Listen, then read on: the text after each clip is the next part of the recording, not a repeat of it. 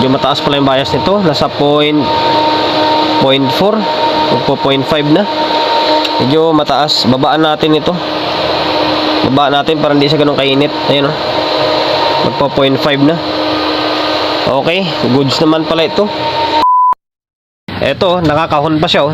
Dahil galing Mindanao pa. Galing Mindanao pa ito. Pagbaklas pala ng takip, hirap na ako. Mali ang diskarte nyo sir. Dapat black screw na lang ginamit para mas mabilis sana baklasin kahit 4 lang. Ito, pako kasi. Medyo mahirap siya tanggalin. Ayan. Shoutout. Hindi maraming salamat kay Sir Andy Goma. Ayan oh. At taga-Agusan del Norte. Ayan. Issue Channel A. Kung ano ito, power amplifier. Parang Trident yata or iMix ito na si 18. Ayan, nakakaunt pa siya para secure. Dahil JNT yung pinag-courier nito, pinagdalan sa atin. Ito yung mission natin for today's video na naway magawa natin.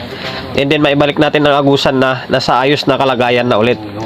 Ayun, bali tatanggalin ko lang muna itong pinaka-kahon niya. Tanggalan natin sa may kahon. Ayan, nakalagin na yun doon para mabilis na yung video natin kung ano yung pinaka-issue niya. Kasi nakalagay yung issue Channel A. Okay, naka normal mode naman. Try natin lagyan ng speaker. So ngayon guys, bali eto na, naglagay na ako ng speaker. Naglagay na ako ng audio source natin. Itong cellphone natin na isa, naka-stereo yata ito. Itin ko na yung switch niya. O, naka-stereo mode. Ngayon, working naman. May audio naman. Nung pinihit ko yung volume, may audio naman siya. Ayan o. Oh. Ang nakasulat is issue channel 1. Pero bakit meron no? Channel 2. Diba?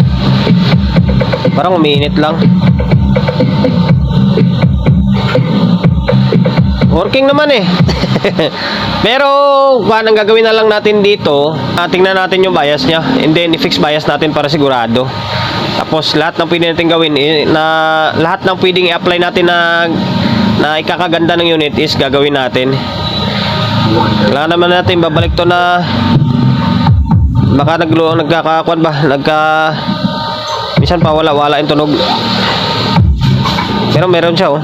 Ayun, bali baklasin ko muna yung takip tapos magsukat tayo ng bias niya. Ito, natanggal ko na yung takip and then ito yung bungad sa atin. Medyo marumi na. Mangyari nito ay general cleaning natin. Ayan. Kaya nagaganito yung unit kasi yung fan is paloob yan. Paloob kasi dalawa lang yung fan niya. Kaya ginagawa paloob. Kasi kung palabas yan, yung dito na side hindi siya gaano ma-absorb yung init. Kaso lang, na-disadvantage naman ng dalawa lang yung fan, tapos malakas. Lahat ng alikabok, higupin doon sa may likod, ipapasok dito. Eh, wala pa namang foam to. Okay? Ngayon, tingnan natin kung ano yung bias nito. Tayo, medyo mataas pala yung bias nito. Nasa 0.4 o 0.5 na. Medyo mataas. Babaan natin ito. Babaan natin para hindi siya ganun kainit. Ayun o. Magpa 0.5 na. Okay. Goods naman pala ito. Yung bias niya medyo mataas nga lang. Ngayon, dahil i-fix bias natin to, natanggalin natin to. Medyo baba lang natin na konti. Baba natin na konti yung bias niya para hindi siya ganun kainit. Okay. Tapos general cleaning na. Binaklas. Hindi, binaklas ko na. Ayan, binaklas ko na yung board and then nabrush ko na nga kunwari ito. Tinglinis pa, pati dito. Binaklas ko na yung trimmer and then napalitan ko na. Trimmer niya ay 3 auto, 3K. Sa mga nanonood lagi sa atin, umay na sila sa video natin. Paulit-ulit na lang to eh. Ayan, 3 auto means 3K. Ayan. Tapos ang nilagay ko ay 2K lang ito. Bababa natin ng bagya yung bias niya. Yung kanina halos magpo 0.5. Binaba natin na konti para hindi ganun ka init yung amplifier na para mas medyo matibay siya. Okay, ayan oh, nakakabit na yung fix natin. 2,000. Ngayon, pakita ko sa inyo yung bias niya. Okay. Dito. Ay, bumaon na. Ayun, halos na sa 0.27, magpo 0.3. Okay to, mas okay to na bias para sa kanina. Yung kanina, makakuan yun. Mainit. Mainit yun, halos magpo 0.5 na.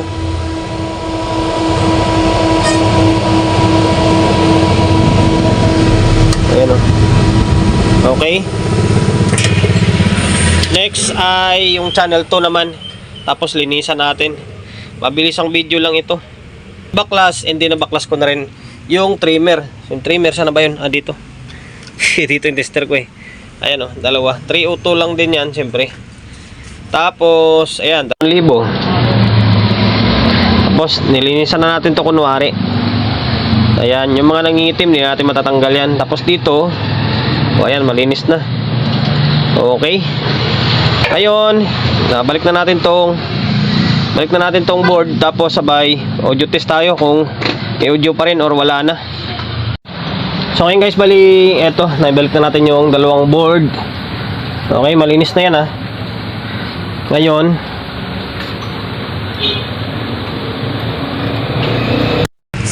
Ngayon, magsukat na muna tayo ng bayad.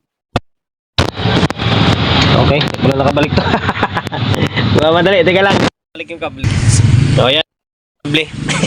Excited ah. O, ayan. Ang bira na yan. Magmamadali ako kasi dami nating gawain ngayon. Eh, kahit nagmamadali tayo, siyempre pinupulido pa rin natin yung gawa natin. Okay. Din eh. O, ayan. Pinaba lang natin para mas matibay siya. Ano sa 0.26. Okay. Ayun, maglagay tayo ng audio. Lagyan natin ng audio to. Patugtugin. Wala nang audio. Saka tayo magpunta sa may back panel niya. Lagyan natin ng contact cleaner yung mga switch. Naibalik ko na yung dalawang board. Ang kulang na lang dalawang board. Yung dalawang speaker natin. Tapos yung audio input natin nakakabit na. Ito pa rin yung cellphone natin mula kanina, nakatutok pa rin siya. Ang kulang na lang dito in case na maging normal na ay tornilyo. Ito hindi pa nakatornilyo to. Tapos ito nilagyan ko na ng kwanto, contact cleaner yung switch. Naka 220 na tayo, hindi na tayo naka-bulb. Okay? Bahala ka dyan. Lakas ng fan. Akala nyo 220, hindi naka 20. 12 volts lang nga siya. 12 volts na 45.45 ampere. Kaya lakas niya. Rinig na rinig sa audio natin.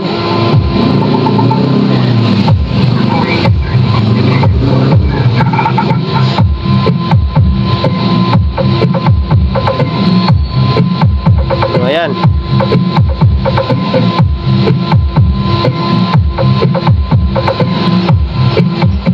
Ulitin lang natin guys, ang ginawa natin ay nag-fix bias na lang tayo kasi nga working naman yung unit ni sir tumutunog naman, and then medyo binabaan natin ng konti yung bias niya para hindi siya ganun kainit. Yun wala na. Kanina kasi medyo mataas yun para sa akin, magpo 0.5 na. Ayan, tapos yung switch contact cleaner natin, general cleaning, nilinisan na natin to. Linis na siya kaysa kanina. Okay. So, hanggang dito na lang yung video natin. Ayun, naway nakapagbigay ulit ako ng idea sa mga kapwa natin technician na medyo bago-baguan pa lang Take note, medyo bago-baguan lang yung akin na kung paano mag-fix bias ng itong klaseng unit. Trident na C18. Okay? And then, sa mga master dyan tawanan lang nila yung ganitong klaseng content. Kung na lang to, very easy na lang sa kanila ito. Ayun, sir from Mindanao. Bali, okay na. Working na tong unit mo. Yan ang sinasabi mo na ako na bahala. Di, ako na lang talaga bahala. Maraming salamat sir sa pagkakatiwala mo ng unit mo rito sa akin Promotion, bago tayo magtapos, siyempre, shop natin. Always on the go na, 24/7. Kung gusto magpa-prepare along sa Uyo, Quezon City, number 61, Don Julio, Gregorio Street, sa Uyo Road, sa Uyo, Quezon City. Social media pages natin, so kung hindi pa nakapag-follow, paki-follow. And then, siyempre, paki-share na video natin sa my Facebook, YouTube channel. So kung hindi pa nakapag-subscribe, paki-subscribe, like, share, and then, siyempre, paki-hit ng bell button sa gilid para updated ka sa mga the video na i-upload ko. Ingat, God bless, and then peace sa atin lahat.